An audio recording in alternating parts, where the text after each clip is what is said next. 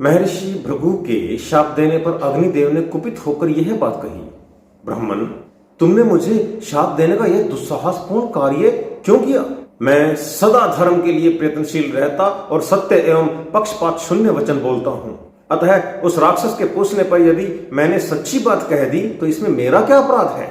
जो साक्षी किसी बात को ठीक ठीक जानते हुए भी पूछने पर कुछ का कुछ कह देता है, झूठ बोलता है, वह अपने कुल में पहले और पीछे की 7 पीढ़ियों का नाश करता है, उन्हें नरक में ढकेल देता है। इसी प्रकार जो किसी कार्य के वास्तविक रहस्य का ज्ञाता है, वह उसके पूछने पर यदि जानते हुए भी नहीं बतलाता, मौन रह जाता है, तो वह भी उसी पाप में लिप्त होता है। इसमें कोई संशय नहीं है। मैं भी तुम्हें शाप देने की शक्ति रखता हूं, तो मैं फिर भी नहीं देता, क्योंकि ब्राह्मण मेरे मान्य हैं। ब्राह्मण, यद्यपि तुम सब कुछ जानते हो, तथापि मैं तुम्हें बता रहा हूं, उसे ध्यान देकर सुनो। मैं योग सिद्धि के बल से अपने आप को अनेक रूपों में प्रकट करके कारहपत्य और दक्षिणाग्नि आदि मूर्तियों में, नित्य किए जाने वाले अग्निहोत्रों में, अनेक व्यक्तियों द्वारा संचालित सत्रों में, गर्भाधान आदि क्रियाओं में और ज्योतिष्टोम आदि मखों अर्थात यज्ञों में सदा निवास करता हूं। मुझमें वेदोक्त विधि से भविष्य की आहुति दी जाती है, उसके द्वारा निश्चय ही देवता और पितृगण तृप्त होते हैं। जल ही देवता है तथा जल ही पितृगण है। दर्श और पौर्णमास याग पितरों और देवताओं के लिए किए जाते हैं। अतः देवता पितर हैं और पितर ही देवता हैं। विभिन्न पर्वों पर दोनों एक रूप में ही पूजे जाते हैं और पृथक पृथक भी।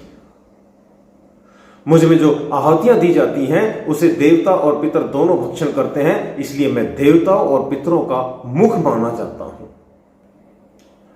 अमावस्या को पितरों के लिए और पूर्णिमा को देवताओं के लिए मेरे मुख से ही आहुति दी जाती है, और आहुति के रूप में प्राप्त हुए हविष्य का वे देवता और पितर उपभोग करते हैं। सार्वभक्षी होने पर मैं इन सब का मुंह कैसे हो सकता हूं?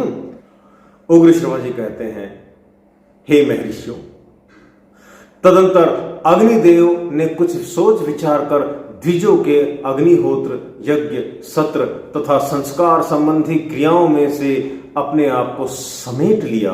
फिर तो अग्नि के बिना समस्त प्रजा ओंकार, वषटकार, स्वधा और स्वाहा आदि से वंचित होकर अत्यंत दुखी हो गई तथा महर्षिगण अत्यंत उद्विग्न हो देवताओं के पास जाकर बोले, पाप रहित देवगण, अग्नि के अदृश्य हो जाने से अग्निहोत्र आदि संपूर्ण क्रियाओं का लोप हो गया है।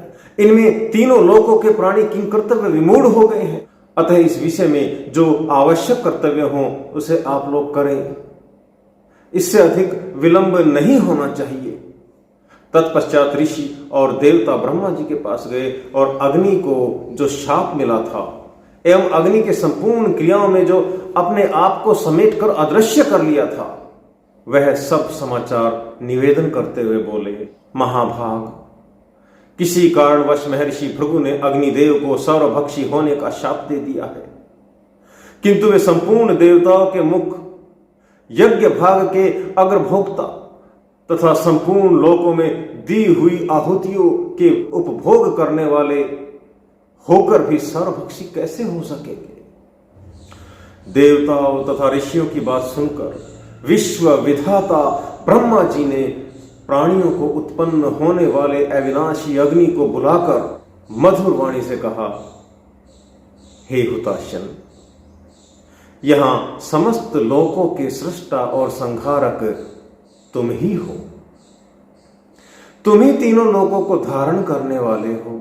संपूर्ण क्रिया के प्रवर्तक भी तुम ही हो। अतः लोकेश्वर, तुम ऐसा करो जिससे अग्निहोत्र आदि क्रियाओं का लोप न हो। तुम सबके स्वामी होकर भी इस प्रकार मूढ़ होकर, मोहग्रस्त होकर कैसे बैठ गए? तुम संसार में सदा पवित्र हो।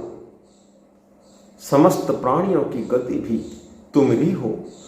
तुम सारे शरीर से सर्वभक्षी नहीं होगे।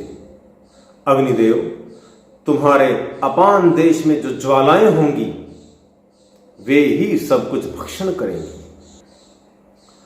इसके सिवा जो तुम्हारी क्रव्याद मूर्ति है, अर्थात कच्चा मांस या मुर्दा जलाने वाली जो चिता की आग है, वही सब कुछ भक्षण करेगी। जैसे सूर्य की किरणों से स्पर्श होने पर सब वस्तुएं शुद्ध मानी जाती हैं, उसी प्रकार तुम्हारी ज्वालाओं से दग्ध होने पर सब कुछ शुद्ध हो जाएगा। अग्निदेव तुम अपने प्रभाव से ही प्रकट हुए उत्कृष्ट तेज हो, अतः विभो अपने तेज से ही महर्षि के उस शाप को सत्य कर दिखाओ और अपने मुख में आहुति के रूप में पड़े हुए देवताओं के तथा अपने भाग को भी ग्रहण करो। यह सुनकर अग्निदेव ने पितामह ब्रह्मा जी से कहा, एवं अस्तु। यो कहकर वे भगवान ब्रह्मा जी के आदेश का पालन करने के लिए चल दिए। फिर ऋषि महर्षि भी अग्निहोत्र आदि संपूर्ण कर्मों का पूर्ववत पालन करने लगे। देवता लोग स्वर्ग लोक में आनंदित हो गए और इस लोक के समस्त प्राणी भी बड़े प्रसन्न हुए। साथ ही शाप जनित पाप कट जाने से अग्निदेव को भी बड़ी प्रसन्नता हुई। इस प्रकार पूर्व काल में भगवान अग्निदेव को महर्षि भृगु के शाप प्राप्त हुआ था। वही अग्नि शाप संबंधी प्राचीन इतिहास है। पुलोमा राक्षस के विनाश और चण मुनि के जन्म का वृतांत भी यही है। इस प्रकार श्री महाभारत आदि पर्व के अंतर्गत पोलोम पर्व में अग्नि शाप मोचन संबंधी 7वां अध्याय भी पूरा हुआ। आज यहीं तक। नमस्कार।